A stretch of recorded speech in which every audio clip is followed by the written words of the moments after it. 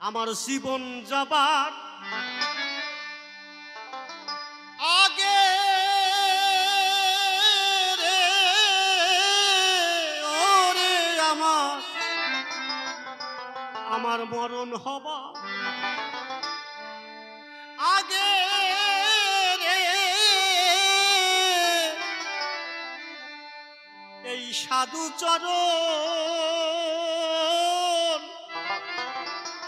দর্শন করে যাই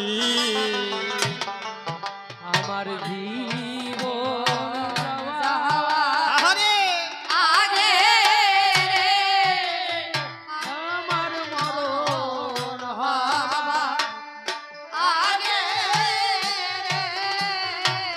এই সাধু চরণ সাধু চরণ দর্শন করে যাই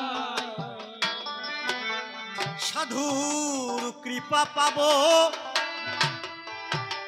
ধন্য হব হরিবল হরিবল রাধা কৃষ্ণ প্রীতি প্রমানন্দে হরি হরি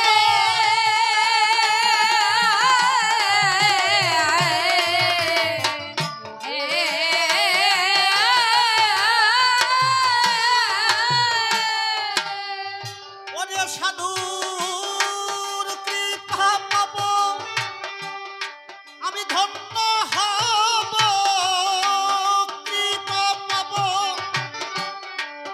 ধন্য হব এমন ভাগ্য নাই সাধুর চরণ দর্শন করে আমার জীবন যাওয়ার আরে আমার মরণ হওয়ার আরে সাধুর চরণ দর্শন করে যাই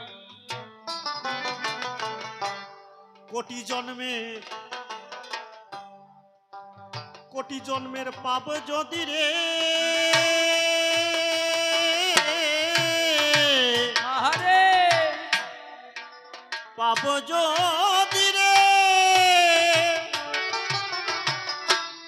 ওরে বন্ধু থাকে কারো গায়ে করলে একবারেই সাধু সাধু সঙ্গরে ও তার ত্রিতাব জ্বালা যায়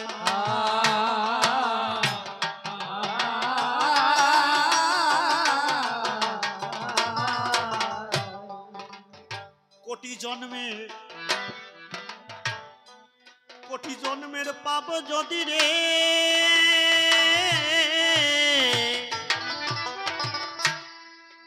পাপ যদি রে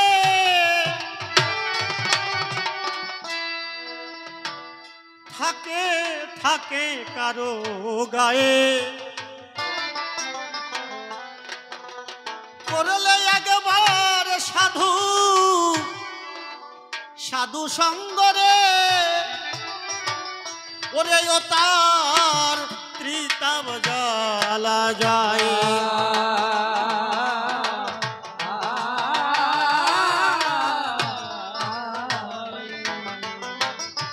তারে কৃপা করে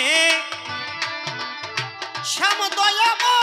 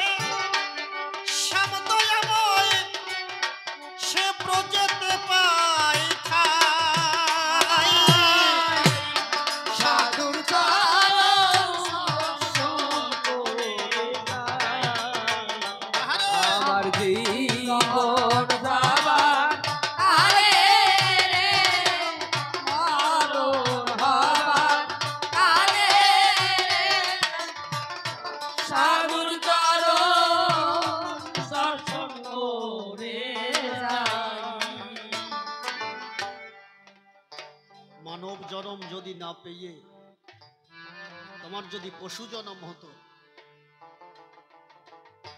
বুঝে দেখো, একটা গরু গাবাদি পশুকে গলায় দড়ি দিয়ে মাঠে গাছের সঙ্গে বেঁধে রাখে। দুর্লভ মানব জনম পেয়ে ধর্ম মানব না? তুমি ঈশ্বরকে চেনো না? জানো না ঈশ্বরের উপরে গোবিন্দ বলেছে, আমার উপরে যদি কেউ ভার দেয় আহারে আমি তার ভার বয়ে বেড়াই। যদি তার জীবন যৌবন সবকিছু সমর্পণ করে। কিছু কিছু মায়েরা আছে দেখবেন গোপালের পূজা করে, গোপাল, ছোট্ট গোপালের পূজা করে না? অবন্তীনগরে এক ব্রাহ্মণ আর এক ব্রাহ্মণী, তাদের সন্তান হয় না। ব্রাহ্মণ বলছে তুমি কষ্ট পেও না, আমাদের সন্তান হয় নাই। ব্রাহ্মণী বলছে আমাদের তো সন্তান নাই, তুমি আমার কথা নাও, আমার একটা শেষ ইচ্ছা, তুমি বাজার থেকে আমাকে ছোট্ট একটা গোপাল মূর্তি কিনে দাও, আমি তাকে নিজের ছেলের মতো পূজা করব। ওই গোপালকে, ছোট্ট গোপাল কিনে এনে ওই ব্রাহ্মণীর হাতে দিয়েছে। ওই ব্রাহ্মণী পাবার পরে ওই ছোট্ট গোপালকে দেখবেন, মায়েরা যখন ছোট্ট গোপালের পূজা করে তখন ওই গোপালকে স্নান করায়, ছোট্ট মশারি দিয়ে ঘুম পাড়ায়, একটা বালিশ দেয়, আছে না? তাও মা কি করে, নিজের ছেলের মতো, নিজের ছেলের মতো যত্ন করছে। কখনো বাতাস দিচ্ছে, কখনো হাত দিয়ে নিজে খাইয়ে দিচ্ছে, খা গোপাল খা। এইভাবে প্রতিদিন যত্ন করে গোপালকে। গোপালকে যত্ন করতে করতে একদিন নিমন্ত্রণ এসেছে অবন্তীনগরে ওই ব্রাহ্মণ আর ব্রাহ্মণী। কাল বৈষ্ণব সবাই যেতে হবে, রাত্রে ডাক দিয়ে করেছে বর্ণনা যে কালকে বৈষ্ণব সবাই যেতে হবে, বাড়িতে থাকা যাবে না। বলছে ঠিক আছে, দুইজনে আমরা একসঙ্গে যাব। কি বলবো, আপনার দিকের ধারে যখন সকালবেলা গোপালের দিকে তাকিয়ে দেখতে পায় গোপাল মন্দিরের ভিতরে কেমন যেন হেসে খেলে বেড়ায়। নিজের স্বামীকে ডাক দিয়ে কয়, শুনছো আমার একটা মনের বাসনা আছে। কি? বলছে অনেকের ছেলে মেয়ে হলে তার গলায় সুন্দর একটা মালা দেয়, হাতে মালা দেয়, পায়ে নুপুর পরায়, তুমি আমার কথা নাও, আমার গোপালের জন্য দুটো সোনার রুলি মানে সোনার চুড়ি একটু এনে দাও। সকালবেলা ওই ব্রাহ্মণী বাজার থেকে দুটো সোনার ছোট ছোট রুলি, সোনা দিয়ে তৈরি করা, কিনে এনে দিয়েছে ওই ব্রাহ্মণীর হাতে। ওই ব্রাহ্মণী ওই চুড়িটা গোপালের হাতে পরিয়ে দিয়েছে। পরিয়ে দিয়ে গোপালকে বলছে, গোপাল ও বাবা, আমরা বৈষ্ণব সবাই যাচ্ছি বাবা, আমার কথা নিও, তুমি তো আমার ছেলে, তুমি বাড়িতে একটু পাহারা দিও। বাড়িতে যদি কোনো বৈষ্ণব আসে তাকে তুমি যত্ন করো, শুধু মুখে মানে খালি মুখে যেন যায় না।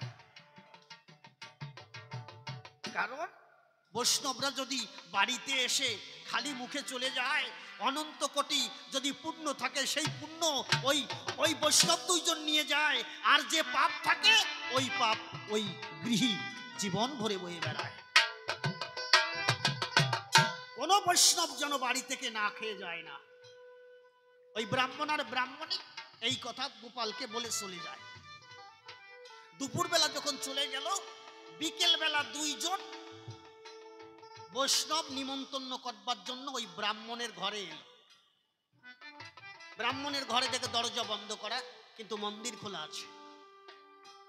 দরজার সামনে গিয়ে ডাকছে, ঠাকুর মশাই বাড়ি আছো নাকি?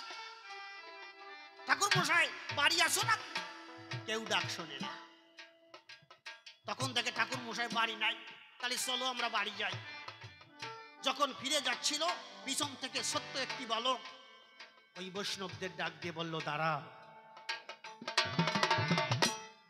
দেখতে পায় ছোট্ট একটি বালক,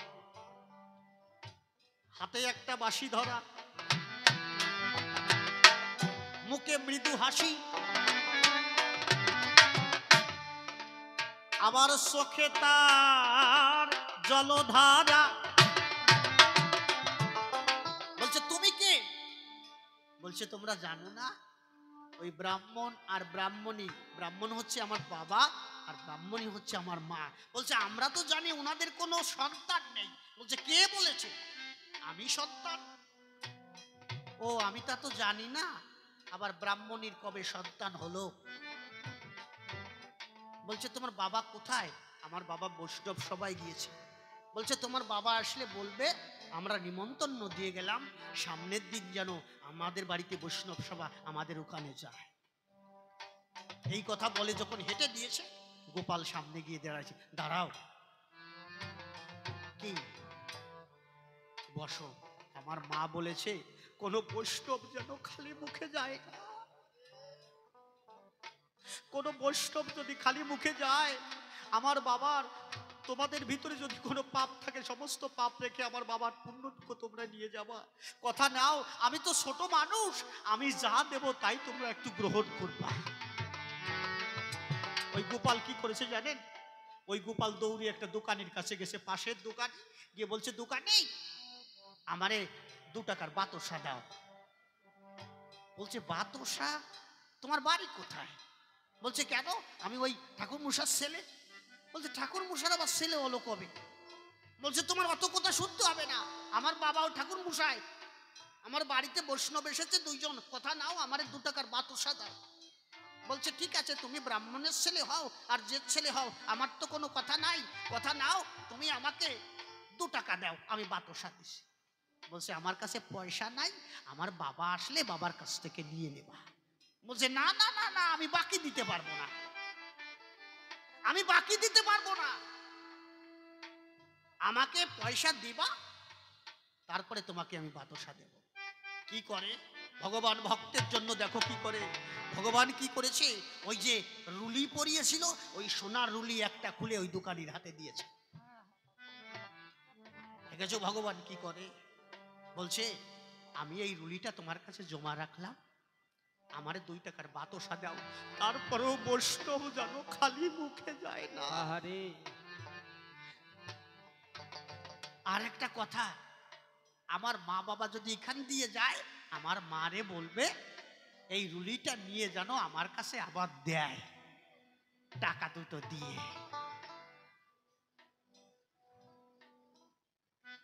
গোপাল চলে গেল বাতাসা নিয়ে, বৈষ্ণবদের সেবন করাল। ওরা খুব তৃপ্তি সহকারে ছেলেটাকে আশীর্বাদ করে চলে গেল। কিন্তু ব্রাহ্মণ আর ব্রাহ্মণী বৈষ্ণব সভা শেষ করে যখন বাড়ি আসছিল, ওই দোকানদারের সামনে দিয়ে আসছিল। ওই দোকানদার বলছে ঠাকুর মশাই দাঁড়ান, আমি ছোট্ট দোকান একটা, আমি দোকানি, আমি এই সোনা নিয়ে কি করব, তুমি আমার 2 টাকা দিয়ে যাও, তোমার ছেলে যে সোনার রুলিটা দিয়েছে এই রুলিটা ফেরত নিয়ে যাও। ব্রাহ্মণী বলছে আমার আবার ছেলে আসলো কবে? বলছে তা তো আমি জানি না। বলছে তোমার ছেলে তো এই সোনার রুলি দিয়ে গেল। রুলিটা যখন দেখালো, মায়ের মন তো, মা দেখে ঠিক পালো। মা কাছে দেখি রুলিটা, রুলিটা দেখার পরে মা ডাক দিয়ে বলছে হ্যাঁ আমার ছেলে আছে, আমার ছেলে আছে, দোকানে তুমি 2 টাকা নিয়ে আমার ওই সোনার রুলি দিয়ে দাও। হরি বল হরি বল হরি বল।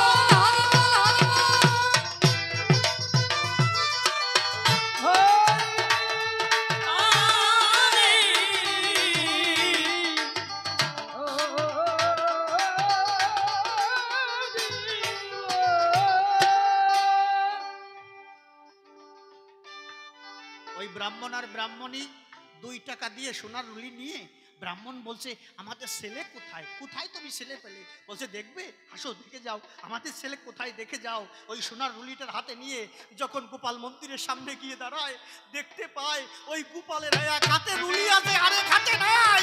তখন ব্রাহ্মণী ডাক দিয়ে কয় সারা জীবন তুমি আমার ঘর বাড়ি পাহারা দিলে, এই দেহ পাহারা দিলে না, আজ থেকে জীবন যৌবন দিলাম আমি তোমার পাই, এই দেহটাও রক্ষা করা তোমার দায়িত্ব। ভগবান তুমি বইও সব সময়। গোপাল তখন ডাক দিয়ে কয় বাবা কথা নিও, বৈষ্ণব সবাই আমাকে একা রেখে যেও না। সঙ্গে সঙ্গে মাকে ডাক দিয়ে বলে মা তুমিও আমাকে একটু বৈষ্ণব সবাই নিও, আমিও তো সাধু গুরুর চরণ, সাধু গুরুর বাতাস হরি বল হরি বল।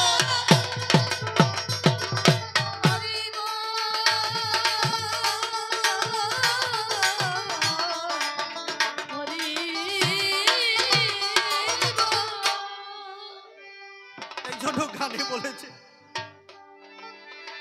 আর সাধু সঙ্গ, সাধু সঙ্গ রে ওরে সর্বলোকে, সর্বলোকে কয়ে আহারে করলে একবারে সাধু, সাধু সঙ্গ রে ওরে ও তার প্রীতম জ্বালা যায়।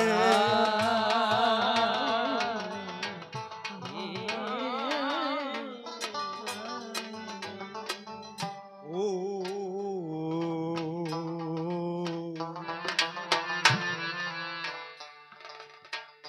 আর এই সাধু সঙ্গ,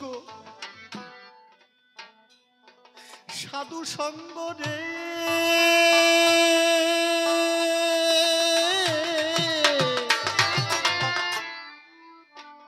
সাধু সঙ্গ রে ওরে শুনি সর্বলোকে কয়ে করলে একবারে সাধু, সাধু সঙ্গ রে ওরে ও তার প্রীতম জ্বালা যায়।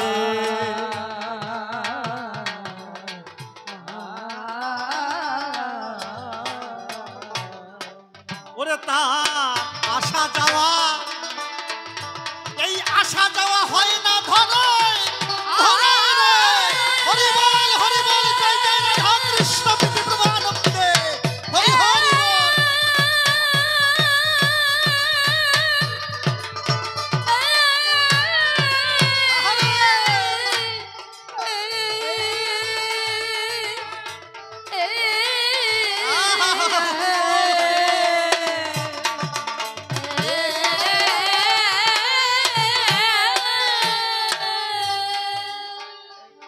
ওরে তার আসা যাওয়া হয় না ধরে, আসা যাওয়া হয় না ধরে, সে ব্রজেতে পাই ঠাই সাধু চরণ হরি বল করে যাই হরি আমার বল জীবন যাবার আগে রে আমার মরণ হবার কালে রে সাধু শরণ দর্শন করে করে যাই।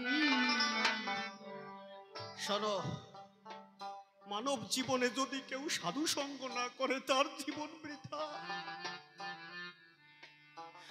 ঠাকুর বলেছে, আমা হতে নাম বড়, নাম হতে আমার ভক্ত বড়, ভক্ত হতে ভক্তের চরণ ধুলি আরো বড়। হরি বল হরি বল হরি বল।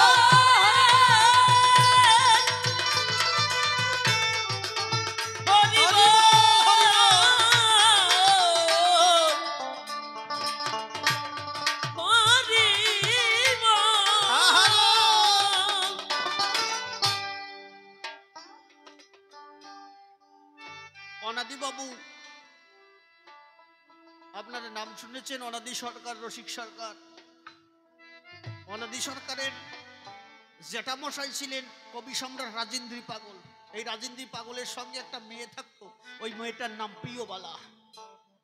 ওই প্রিয়বালাকে নিয়ে একদিন খারাপ কথা কয় অনাদি সরকার, ডাক দিয়ে তখন ওই রাজেন্দ্রী সরকারে কয়, জ্যাঠা তোমাকে নিয়ে অনেক খারাপ কথা কয়। অনাদিকে ডাক দিয়ে কয়, অনাদি তোরে ওই কথার জবাব দেবো, আয় তোর কাঁচা দেহটা আমি একটু পাকা করে দিই, কারণ পরশ পাথর বলে কিছু নাই। ভক্তের পরশে যদি প্রকৃত ভক্তের পরশ পায়, তখন সে মহাসাধক হয়ে জগৎ সংসারে ঘুরে বেড়ায়। হরি বল হরি বল।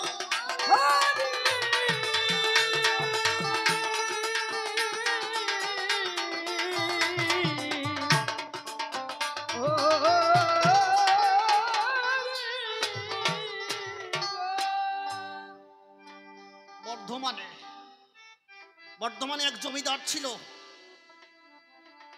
ওর নাম ছিল দীপক। এই বর্ধমানের জমিদার ভোর রাতে স্বপ্ন দেখছে। ভোর রাতে কি স্বপ্ন দেখছে? উনি বৃন্দাবনে যাচ্ছে। বৃন্দাবনে যখন গিয়ে দাঁড়িয়েছে, ওনার কাছে অনেক অর্থ ছিল, অনেক অর্থ ছিল। আগে কাঁচা টাকাগুলো, আগে তো কাঁচা টাকা ছিল, ওই মাজায় থলেতে বাঁধা থাকতো। এখন ভাবছে বৃন্দাবনে যখন এসেছি, বৃন্দাবনের পাশে বনে আছে, ভাবো এই যমুনা নদী পার হয়ে একটু বৃন্দাবন থেকে ঘুরে আসবো। যমুনার ঘাটে গিয়ে যখন দাঁড়িয়েছে, দেখতে পায় একটা মাঝি হাতে বাঁশি আস্তে আস্তে নৌকা ভিড়াচ্ছে। ওই জমিদার দীপককে বলছে, আপনি কোথায় যাবেন? বলছে, আমি একটু বৃন্দাবনে যাব।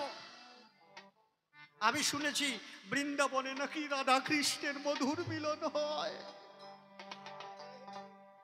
মানব জনম বিফলেতে যায়, মনে আছে ভাবো, একবার একটু রাধা কৃষ্ণের মধুর মিলন সচক্ষে দেখবো।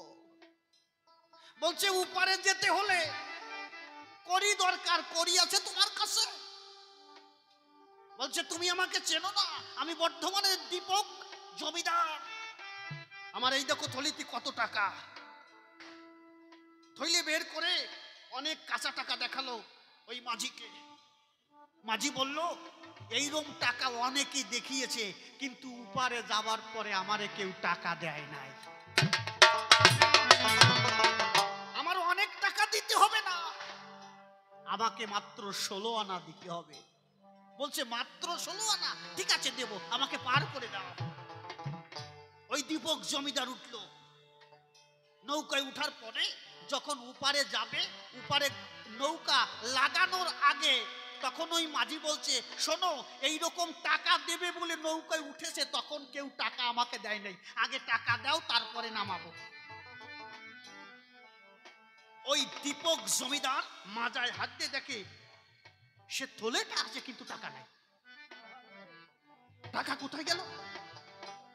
ও, আমি মনে হয় উপার বসে বের করেছিলাম, তখন মনে হয় সব পড়ে গিয়েছে। মাঝি, আমার টাকা মনে হয় উপারে রেখে আসছি, অনেক টাকা ছিল তো। বলছে, আমি বললাম না তুমি টাকা আমার দিতে পারবে না? বলছে, না না, উপার চলো, আমি তোমাকে দিচ্ছি। উপারে যাওয়ার পরে নৌকা থেকে নেমে খুঁজতেছে, খুঁজতে খুঁজতে মাজায় হাত দিয়েছে, দেখে যে আবার টাকা। না না, আমার টাকা তো আছে। মাঝি, আমারটা এই যে টাকা আছে, চলো উপার দিয়ে দেব। সত্যি দেবে তো? হ্যাঁ দেব। ওই দীপক জমিদার যখন মাঝির নৌকায় উঠলো, উপার যাওয়ার পরে আবার থলিতে যখন হাত দিল, তখন দেখে টাকা নাই। মাঝি ডাক দিয়ে কয়, তোমার উপারের টাকা ইপারে চলবে না, একমাত্র ভক্তি স্বরূপ যদি করি কেউ না দেয়, গোবিন্দের চরণ ধুলি ছাড়া ওইখানে পার হওয়া যায় না।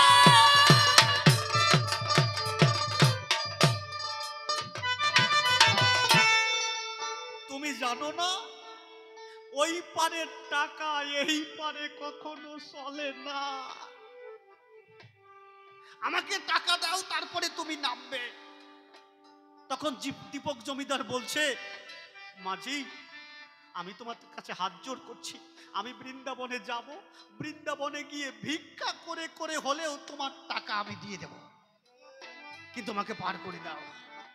বলছে, এইরকম অনেক লোক বলেছে, কিন্তু আমাকে দেওয়ার কথা বলে আর দেয় নাই।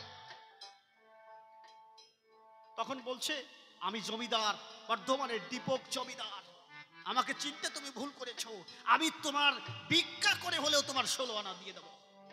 ঠিক আছে যাও, আমাকে ফাঁকি দিও না। মাঝি ছেড়ে দিল। ওই দীপক জমিদার বৃন্দাবনে ঢুকলো। যখন বড় একটা মন্দিরের সামনে গিয়ে যখন দাঁড়ায়, দেখতে পায় ওর বাবা মন্দিরের সিঁড়ির উপরে বসে আছে, নিজের বাবা। দীপক জমিদার বলছে, বাবা তুমি এই জায়গায়? বলছে, হ্যাঁ বাবা, আমি তো এই জায়গায় বসে আছি তোর আশায়। এখন ওই দীপক জমিদার বলছে, ও বাবা, বাবা তুমি তো অনেক দিন ধরে এখানে আছো, কথা নাও, আমাকে 16 আনা দাও, আমি মাঝিকে দেব। মাঝি আমার কাছে 16 আনা পাবে। ওর বাবা ডাক দিয়ে কয়, বাবা আমি মাঝিকে 8 আনা দিয়েছি, আর 8 আনা আমার বাকি আছে। আমি মাঝিকে বলেছিলাম, আমার ছেলে তো জমিদার, আমার ছেলে যেদিন এই ঘাটে আসবে সেই দিন তোমাকে পরিপূর্ণ 8 আনা দিয়ে দেব। আমিও ওই মাঝির কাছে 8 আনা দিনা রয়েছি। আমি মাত্র 8 আনা দিয়েছি ওই মাঝিকে, আর ওই মাঝিকে কথা দিয়েছি আমার ছেলে যেদিন আসবে সেই দিন তোমারে দেব। আর তুমি 16 আনার দিনা হয়েছে বাবা। দেখো বৃন্দাবনে ঘুরে দেখো তোমাকে কেউ দেয় কিনা। কাছে ঠিক আছে বাবা, আমি তাহলে ঠাকুরকে একটা প্রণাম করে যাই। যখন রাধা কৃষ্ণের মন্দিরে উঠেছে, দেখতে পায় ওই রাধা কৃষ্ণের মন্দিরের যে সেবাই ও ঠাকুর দাদা, নিজের ঠাকুর দাদা গোবিন্দকে সেবা করছে।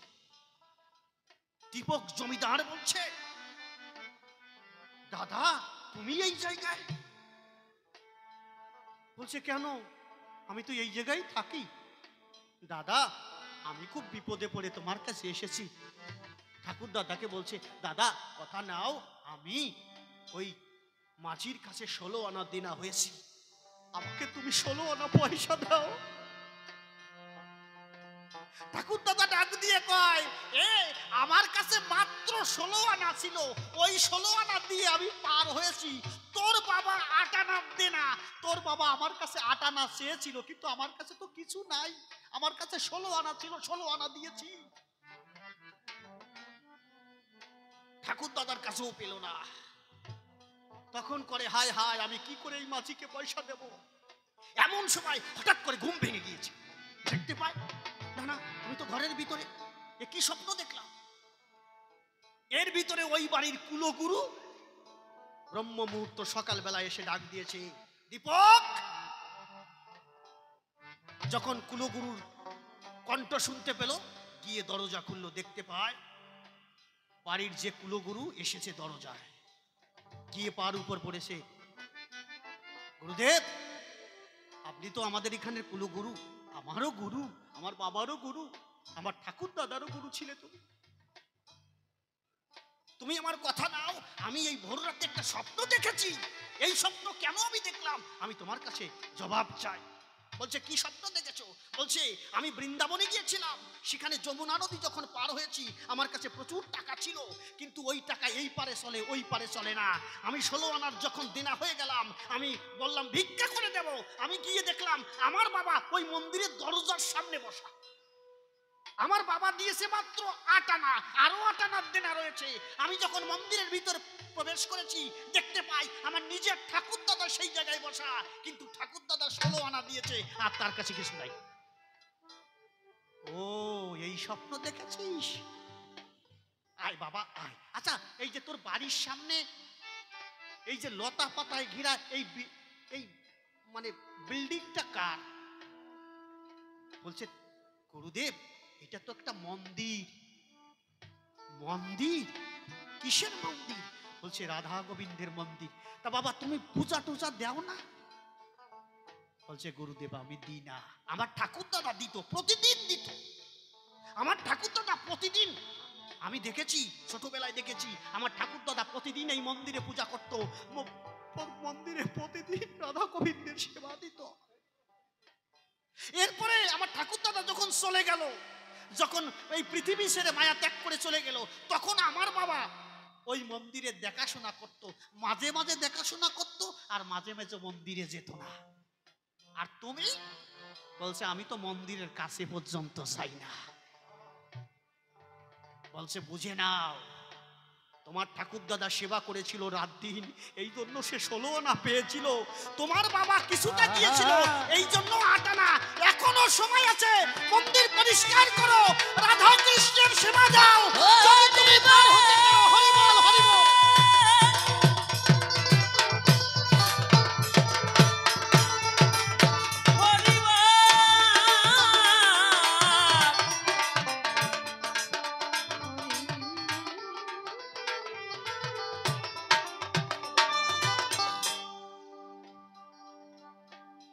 তাহলে সবার বোঝা উচিত যে এই যুগে হাজার হাজার গুণ লেখাপড়া করো, তুমি বিদ্যা অর্জন করো, কিন্তু গোবিন্দ সেবা বৈষ্ণব সেবা না দিলে তুমি ওই ঘাটে পার হতে পারবে না। এই জন্য ভাবুক গাইলেন সাধু সঙ্গ, সাধু সঙ্গ রে আহারে সাধু সঙ্গ সর্বশাস্ত্রে কয়ে, করলে একবার এই সাধু সাধু সঙ্গ রে, ওরে ও সে নির্বাণ মুক্তি পায়।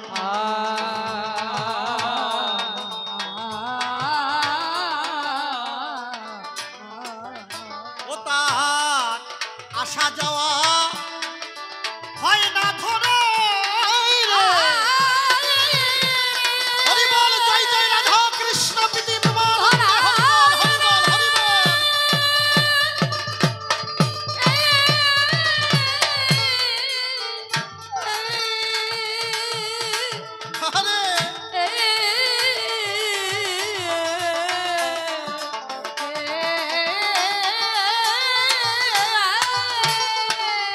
ওরে ও তার আসা যাওয়া হয় না ধরায়, এই আসা যাওয়া হয় না ধরায়, সে ব্রজেতে পায় ঠাই।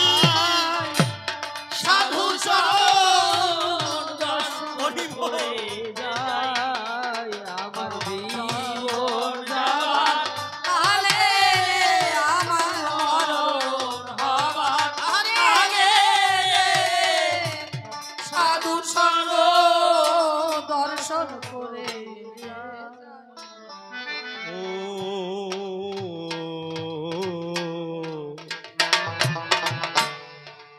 গৌর বলে,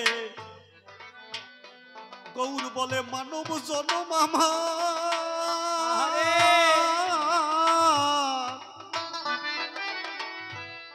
মানব জনম আমার, মানব জনম আমার গেল আকার।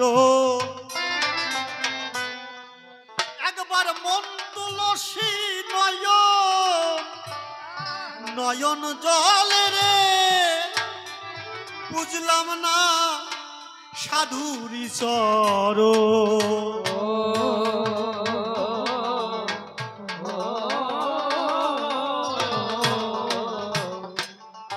আর গৌর বলে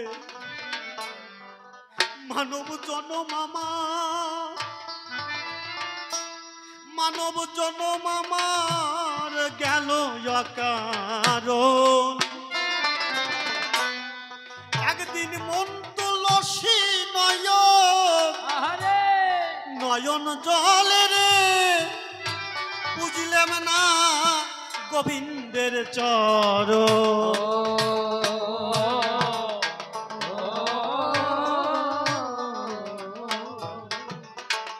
এবার আমার সেদিন আসবে মরণ রে।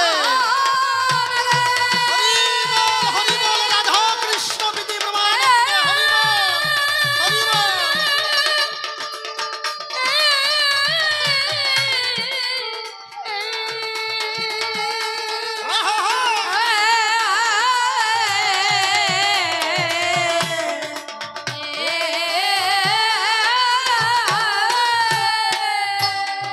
আমার যেদিন আসবে মরণ, আমার যেদিন আসবে মরণ, যেন গোবিন্দের চরণ পাই। সাধু চরণ দর্শন করে যায় আমার জীবন যাবার আগে আমার মরণ হবার আগে সাধু সঙ্গ দর্শন করে যায়। জনম ধরে কর্ম করেও পাবে না গোবিন্দের চরণ। একমাত্র সাধু গুরু দিতে পারে।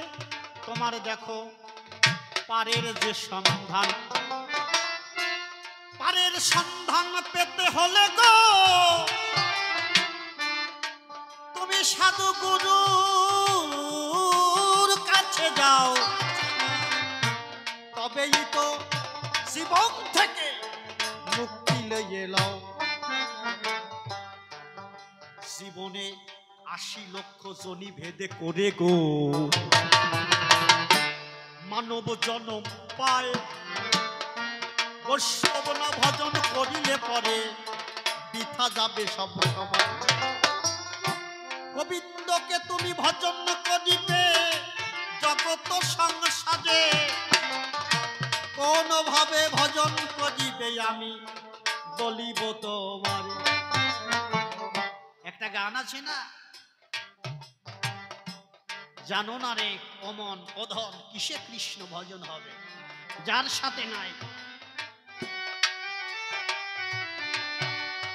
যার সাথে নাই প্রেম প্রীতি তার পূজায় কি মন বসিবে। যার সাথে নাই প্রেম প্রীতি, যার সাথে নাই প্রেম প্রীতি তার পূজায় কি মন বসিবে। জানো না রে অধম কিসে কৃষ্ণ ভজন হবে, জানো না রে। আর যাহার বদন দেখা মাত্র প্রাণে পেলে আনন্দ, তারে বুকে নিয়ে ভাবো এই তো আমার গোবিন্দ। এই তো আমার গোবিন্দ। আর যাহার বদন দেখা মাত্র প্রাণে পেলে আনন্দ, তারে বুকে নিয়ে ভাবো এই তো তোমার গোবিন্দ। এই তো তোমার গোবিন্দ। করে দিয়ে প্রতি অঙ্গে প্রতি অঙ্গ করিও গোবিন্দ সঙ্গ। প্রতি অঙ্গে প্রতি অঙ্গ করি আমার গোবিন্দ সঙ্গ। আর প্রতি অঙ্গে প্রতি অঙ্গ করিও গোবিন্দ সঙ্গ। তোমার উথলিবে প্রেম তরঙ্গ, উথলিবে প্রেম তরঙ্গ, তাপিতঙ্গ শীতল হবে। জানো না রে প্রভান্তম কিসে কৃষ্ণ ভজন হবে, জানো না রে। আর প্রেম সোহাগে কাছে নিও প্রিয় কিংবা প্রিয়জন, প্রাণ বল্লভ গোবিন্দ জ্ঞানে দিহতারে আলিঙ্গন। প্রিয়তরে আলিঙ্গ। দেখো বাবা, যখন কেউ বৈষ্ণব সবাই যায়, সে যদি প্রকৃত শুদ্ধ মানুষ হয় তখন সবাইকে সে গোবিন্দ ভেবে নেবে। রাধারানী কি বলেছে? রাধারানী বলেছে আমি আকাশে বাতাসে লতায় পাতায় কীটপতঙ্গ ধূলিকণায় সব জায়গায় আমার কানাইকে দেখতে পাই। যেদিকে তাকাই ললিতাকে যখন দেখে যে আমার কৃষ্ণ কানাই দাঁড়িয়েছে। তমাল বৃক্ষকে দেখার পরে রাধারানী ভাবছে এই যে আমার কৃষ্ণ দাঁড়িয়ে আছে। বৈষ্ণবরা কি করে? যখন কোনো মহতী সবাই যায় তখন পাশে যে বসে থাকে তাকে আলিঙ্গন দেয়, এই যে আমার গোবিন্দ, এই যে আমার সুবল, এই আমার রাধারানী, তাপিতঙ্গ জুড়াই জয় জয় রাধা কৃষ্ণ আনন্দে হরিব। হরি বল হরি বল। প্রেম সহাগে কাছে নিও প্রিয় কিংবা প্রিয়জন, প্রাণ বল্লভ গোবিন্দ জ্ঞানে দিও প্রেমের আলিঙ্গন। প্রিয় প্রেমের আলিঙ্গ। তোমার মুখে যাহা মিঠা লাগে সপে দিও তাহার ভোগে। মুখে যাহা মিঠা লাগে সবে দিও তাহার ভোগে। তোমার মুখে যাহা মিঠা লাগে ভোগে তোমার পরাণ কান্দে যাহার লেগে, পরাণ কান্দে যাহার লেগে, তার রূপে ডুবে থাকিও। জানো না রে ও বান্ধব সে কৃষ্ণ ভজন হবে, জানো না রে ও বান্ধব। সবার চেয়ে গোপন পীড়িত যার শোনে দান প্রদান, আর তার প্রতিমা পূজা করতে লাগে না ধর্মের ভেদ বিধান, লাগে না ধর্মের ভেদ বিধান। আর যাহার শোনে গোপন পীড়িত তোমার যার শোনে আদান প্রদান, তার প্রতিমা পূজা করতে লাগে না ধর্মের ভেদ বিধান। লাগে না ধর্মের ভেদ বিধান। করে আছে পঞ্চরস একত্রে করা এই মানব হারিতে ভরা, পঞ্চরস একত্রে করা মাটির হাড়িতে ভরা। আছে পঞ্চরস একত্রে করা এই মাটির হাড়িতে ভরা। রাধা বল্লভ বলে পেল যারা, পল্লবে পেল যারা, আর বল্লভ বলে পেল যারা, ভবের মরা মরেছে ভবে। জানো না রে ও বান্ধব সে কৃষ্ণ ভজন হবে, জানো না রে ও বান্ধব। সেই প্রেম ধন পেতে হলে বৈষ্ণবদের কাছে যাও, বিজ্ঞানে এই প্রেম ধন দেবে কেমনে কও।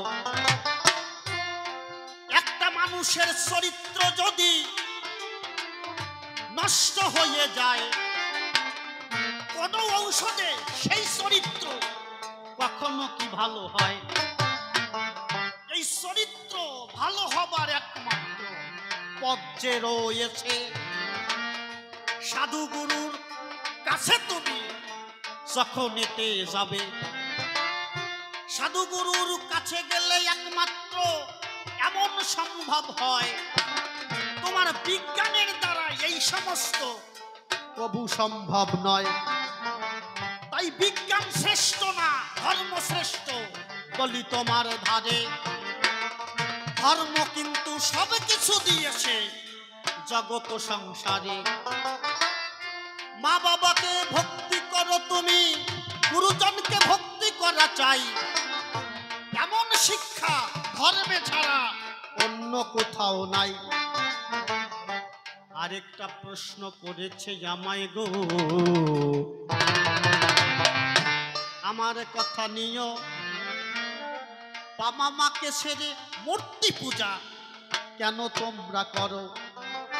এই মূর্তির ভিতরে কি করে ভগবান আসে জানিবারে চাই, ব্যাখ্যা করে বুঝাইও তুমি ধর্মরাজ গোসাই। আমি যদিও ধর্মের কথা বলছি, আমি ধর্ম রেখে আমি গণপতি সরকার হয়ে একটা কথা বলছি, আমি এসি ভক্তি বেদান্তের কথা বলছি না। আমি জানি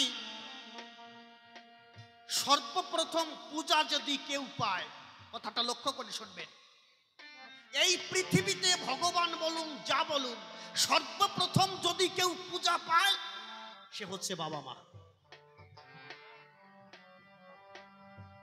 আমি কৃষ্ণকে চিনি না, আমি গণপতি হয়ে বলছি, আমি এসি ভক্তি বেদান্ত না। আমি রামকে চিনি না, আমি দেখি নাই কোনোদিন। আমি গৌরাঙ্গ মহাপ্রভুকে দেখি নাই, আমি হরিচাঁদ ঠাকুরকে দেখি নাই, আমি লোকনাথকে দেখি নাই, কিন্তু ভূমিষ্ঠ হবার পরে আমি আমার বাবা মাকে দেখেছি। আমি জীবন ভরে যার পূজা করেছি, জীবন ভরে। কার? ভগবান শ্রীকৃষ্ণ। কই আমার একদিন জ্বর হলে তো ভগবান এসে বলে নাই যে বাবা তোর জ্বর কট্টু কইছে। কে বলেছে বলুন তো? সে হচ্ছে বাবা মা। এই বাবা মা সন্তানের জন্য যে কি করে একমাত্র যে জানে, কিন্তু বোঝে কখন জানে? যখন মা বাবাকে হারিয়ে ফেলে। আমি গণপতি সরকারের এই কথাটা বলছি, আজকে শেষ দিনের গান তো। আমার মা পৃথিবীতে নেই, 5 বছর আগে মারা গিয়েছে। আমি শুধু বলতে চাচ্ছি ভগবান কাকে বলে। আমার মার সামান্য একটা অপারেশন হয়েছিল, একটা রোগ, পিত্তথলিতে পাথর হয়েছিল। ডাক্তার সেটিং এ ভুল করে ফেললো, আমার মা 15 দিনের ভিতরে শরীর ফুলে গেল। আমার মাকে বললাম, মা তোমার শরীরে এত অসুবিধা, ডাক্তার তো ভালো হবার কথা। আমার মা আমার মুখের দিকে তাকিয়ে হাসি দিয়ে বলছে, ও বাবা আমার কিছু হয় নাই। কিন্তু এই কথা কেন বলছে জানো? মায়ের অসুবিধা যদি ছেলেকে বলে, ছেলে যদি কষ্ট পায়, নিজে কষ্ট চেপে রেখেছে। এই মা অসুস্থতায় ভোগে। আমি গান গাইবার জন্য 15 দিন বাড়িতে নাই, 15 দিন বাড়িতে নাই। বাড়ির কেউ কোনো খবর নেয় না। আমার মা ফোন করেছে, কিন্তু আর বাড়ির কেউ খবর নেওয়ার সময় নাই। আমি যেদিন বাড়ি আসবো ওই দিন ফোন করেছি, বাড়ি ফোন ধরেছে আমার বৌদি। আমি বললাম, বৌদি আমি বাড়ি আসতেছি, আমার মা কোথায়? মাকে বলো যে তোমার ছেলে বাড়ি আসতেছে। আমার বৌদি বলছে, ও বাড়ি তুমি যেই জায়গায় আসো ওই জায়গায় ভালো শাড়ি পাওয়া যায়? আমি বললাম, হ্যাঁ ভালো শাড়ি পাওয়া যায়। বলছে, তাহলে আমার জন্য একটা ভালো শাড়ি নিয়ে আসো। আমি বললাম, ঠিক আছে তোমার জন্য একটা শাড়ি নিয়ে আসবো। তা মার কাছে দাও। তখন দেখলাম ফোনটা আমার দাদা ধরেছে। আমার দাদা বলছে, বাড়ি কি তোর বৌদির জন্য শাড়ি আনবি, আমার জন্য একটা পাঞ্জাবি নিয়ে আসিস। আমি বললাম, ঠিক ঠিক আছে দাদা, তোর জন্য পাঞ্জাবি আর মানে আমার মা অসুস্থ, তোরা মার কাছে দে না ফোনটা। দাদার একটা ছেলে আছে, 6-7 বছর বয়স। ওই ছেলেটা ধরে, ও কাকা কি বাবা, আমার জন্য কিছু বেদানা নিয়ে এসো। ঠিক আছে। বাড়ির যারা ছিল সবাই চাইল। আমার মার কাছে যখন ফোনটা দিল, আমার মা দেখি কাঁদছে। ও মা তোমার ছেলে বাড়ি আসতেছে। ও মা ও বৌদির জন্য শাড়ি আনবানি, দাদার জন্য পাঞ্জাবি, দাদা ছেলের জন্য বেদানা আনবো, তা তোমার জন্য কি আনবো? মা কি বলেছে জানেন? মা বলছে, ও বা আমার কোনো কিছু দরকার নাই, শুধু তুই আমার কোলের ছেলে আমার কাছে ফিরে আসবি, আমি শুধু তোর মুখখানা দেখে সুখ পাবো, আর কিছু জগতে সুখ চাই না।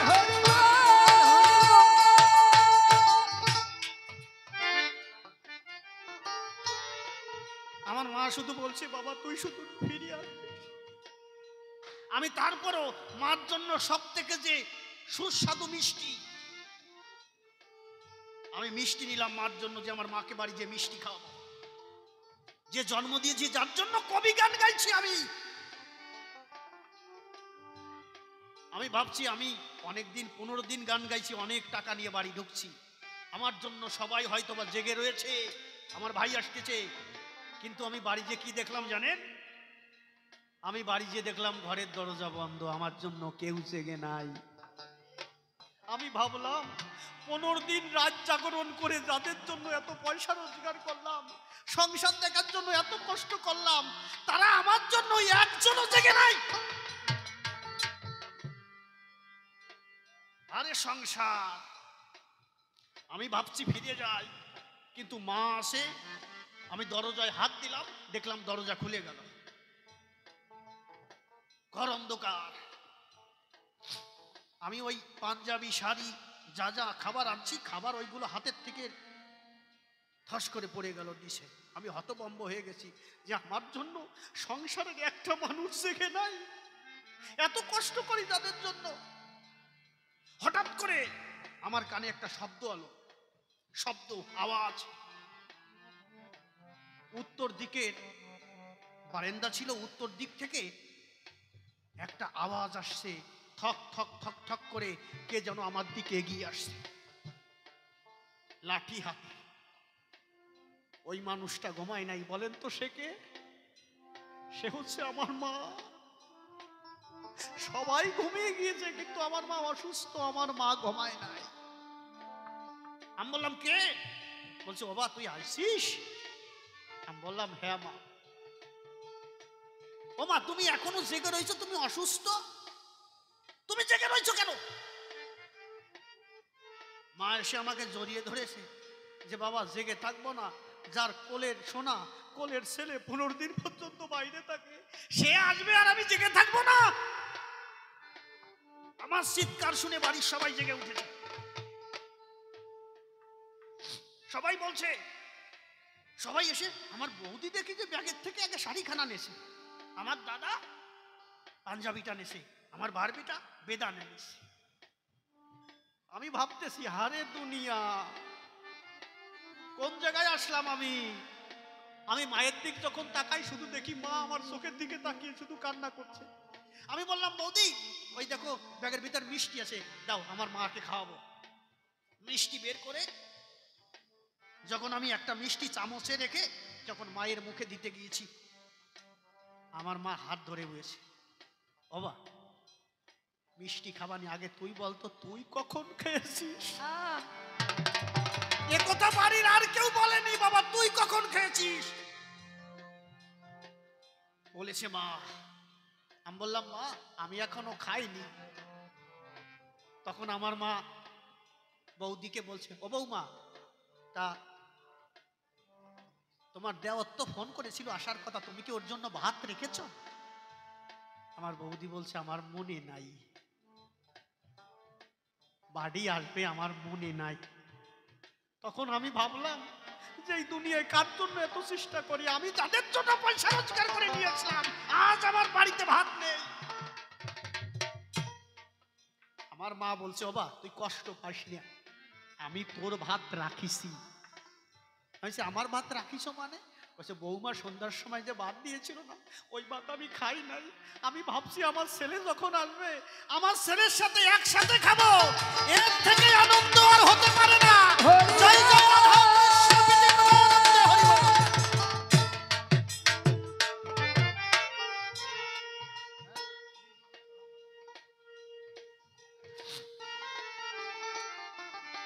আমার মা নিজে খাবার আমার জন্য রেখেছিল, কিন্তু যাদের জন্য পয়সা রোজগার করে এনেছি তারা আমার জন্য ভাত রাখেনি। আমি দেখেছিলাম জ্যান্ত ভগবান, এর উপরে ভগবান যদি থাকে সাটা, কিন্তু এর উপরে ভগবান আছে। ওই বাংলাদেশের একটা শিল্পী গান লিখে না, এ জগতে হয় না মায়ের তুলনা,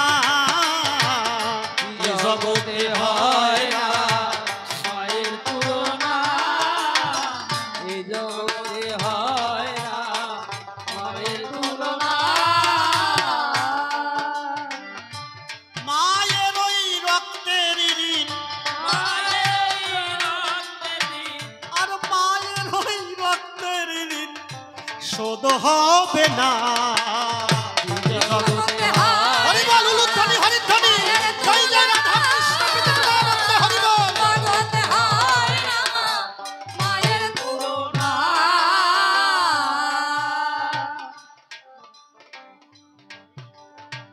আর গর্ভ হতে রক্ত খেলি,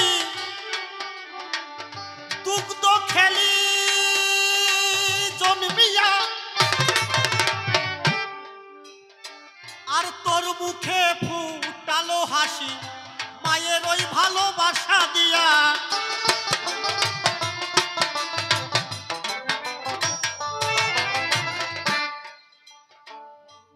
গর্ভ হতে রক্ত খেলি, তুই দুগ্ধ খেলি জন্মিয়া, তোর মুখে ফুটালো হাসি মায়েরও হাসি দিয়া।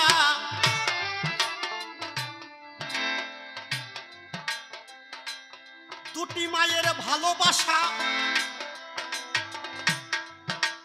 আরে ভেবো না তুমি ভাষা ভাষা, সেই মায়ের ভালোবাসা।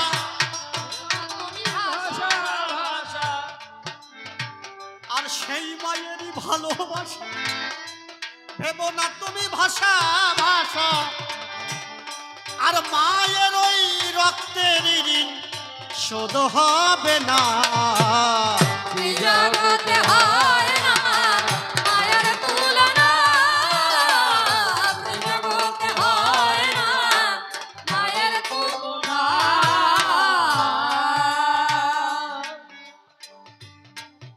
একমাত্র ভগবান যদি কেউ কেউ থাকে, তাকে সে হচ্ছে পিতামাতা। আমার গান আজকে শেষের দিনে যারা শুনছেন, যারা যুব সম্প্রদায় আছেন, শুনে রাখেন, দুর্গা পূজা দিন, কালী পূজা দিন, শিব পূজা দিন, গৌর পূজা দিন, মহাপ্রভু, এরপরে কৃষ্ণ, যাকেই পূজা দিন, সর্বপ্রথম পিতামাতাকে ভজন না করলে সে কখনো গৌর কৃষ্ণকে পাবে না। পিতামাতা যেদিন সন্তুষ্ট হবে সেই দিনই বলবে, বাবা কথা নাও, আমরা তোমার সবকিছু দিতে পারবো না, এখন যাও সাধুগুরুর চরণ ধরো, যদি রাধা কৃষ্ণের কৃপা পেতে পারো, বৃন্দাবনে যাও। হরি বল হরি বল হরি বল।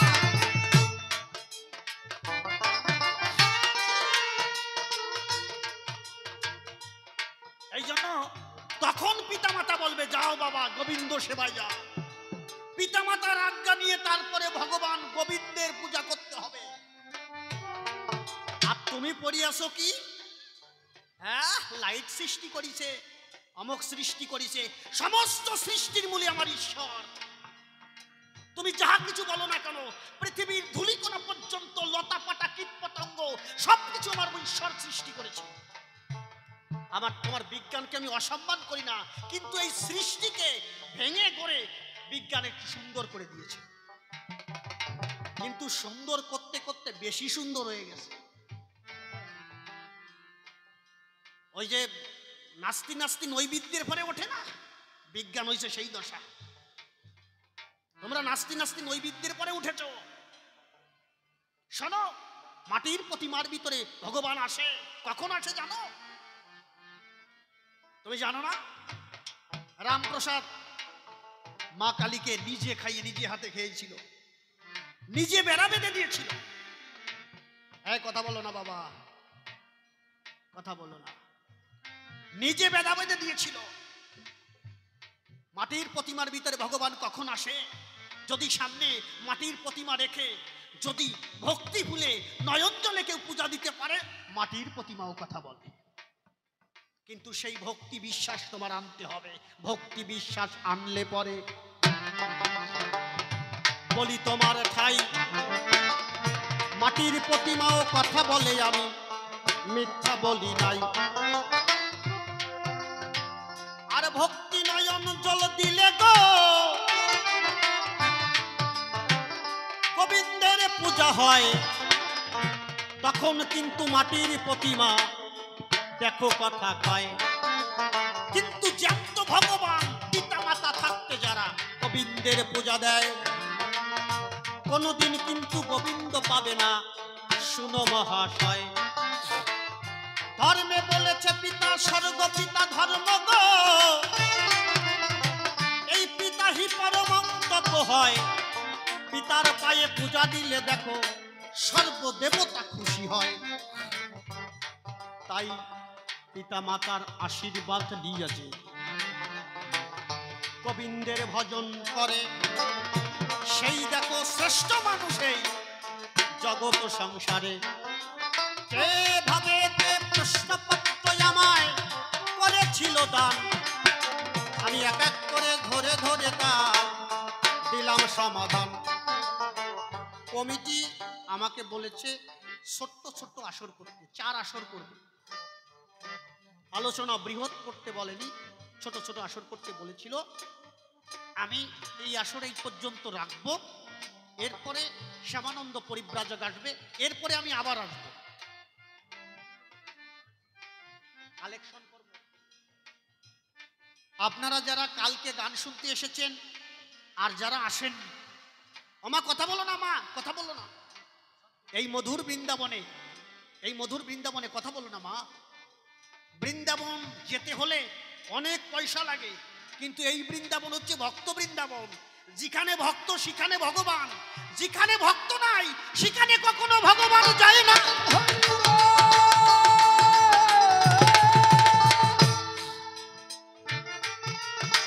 ও মা মা মা কোনে যাচ্ছ মা? বসো বসো বসো মা, বসো বসো মা। আমি সত্য করে একটা কথা বলতে চাই বাবা, আমাদের যে কমিটি এনেছে, এই কমিটির এই অনুষ্ঠান দিতে অনেক টাকা পয়সা খরচা হয়েছে। আমি যে আপনাদের কাছে টাকা পয়সা চাইবো, আমি কালকে বলেছিলাম টাকা পয়সা চাইবো আপনারা হেঁটে দেবেন না, কমিটি আপনাদের কাছ থেকে জোর করে পয়সা নেবে না। কিন্তু আমি বলতে চাচ্ছি, আপনাদের শুধু বোঝাতে চাচ্ছি, আপনি যদি 10 টাকা দান করেন আপনার এতে কি হবে? আপনি যদি বলেন এখানে 10 টাকা দান করলে কিচ্ছু হবে না, এর থেকে 10 টাকার বাদাম ভাজা খেলে কি হবে? শরীর পরিপুষ্ট হবে। না না না, শরীর পরিপুষ্ট হবে না। আপনি যা খাবেন সকালবেলা বের করে দেবেন পিছন দিয়ে। কিন্তু ধর্ম বলতে যদি পৃথিবীতে কিছু থেকে থাকে, যদি সাধুগুরু বৈষ্ণব যদি সত্য হয়ে থাকে, তাহলে ধর্ম সেবায় যদি 10 টাকা কেউ দান করে তার পুণ্য হবে হবে। যদি ধর্ম বলে কিছু থেকে থাকে, আপনারা যদি মনে করেন না ধর্ম বলে পৃথিবীতে কিছু নাই, আপনারা পয়সা দিতে হবে না। আপনারা যদি মনে করেন আমি এই 10 টাকা, আমি এই 100 টাকা আমি গোবিন্দের চরণে দেব, আমি শুনেছি পারঘাটায় নাকি করির প্রয়োজন হয়, তাহলে গোবিন্দ সেবায় আমি এই 100 টাকা আমি 10 টাকা দিয়ে আমার পারের পথ সুগম করে নেব। জয় জয় সত্যি হরি গুরু চাঁদ পৃথিবীমানন্দে হরি বল।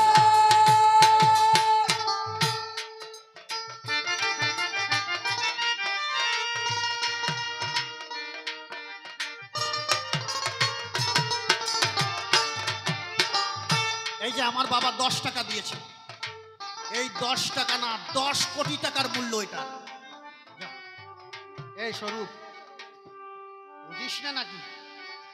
ওই জায়গা দাঁড়া। এই 10 টাকা মানে 10 কোটি টাকা। হয়তো ভাই এমন অবশ্যই হবে এই 10 টাকা মানে 16 আনা। গোবিন্দ যেদিন পার করবে সেদিন 16 আনা চাইবে, সেই দিন বলতে পারবে গোবিন্দ আমি তোমার ভক্ত সেবার জন্য সেদিন 10 টাকা দিয়েছিলাম, আমি 50 টাকা দিয়েছিলাম, 100 টাকা দিয়েছিলাম গোবিন্দ সেবায়, যাতে ভক্ত সেবা হয়। সেই পুণ্যের জন্য আমাকে পার করে দাও। হরি বল।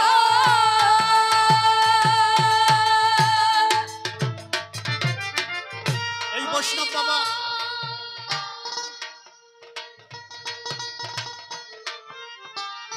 আপনারা উঠবেন না, এখন অনেক সময় হবে। এক বাবা 100 টাকা দিয়েছে, বাবা বাবা খুব ভালো খুব ভালো। গোবিন্দ সেবায় আপনারা জানেন 100 টাকা। আনন্দ মণ্ডল আমার ওই বাবা 100 টাকা দিয়েছে। গোবিন্দের কাছে কামনা করি, হে গোবিন্দ যেদিন তুমি পারঘাটায় আনন্দ দাঁড়াবে সেই দিন তোমার বৈঠা নিয়ে তোমার কৃপা সত্য নিয়ে তাকে পার করে দিও। হরি বল হরি বল হরি বল হরি বল হরি বল।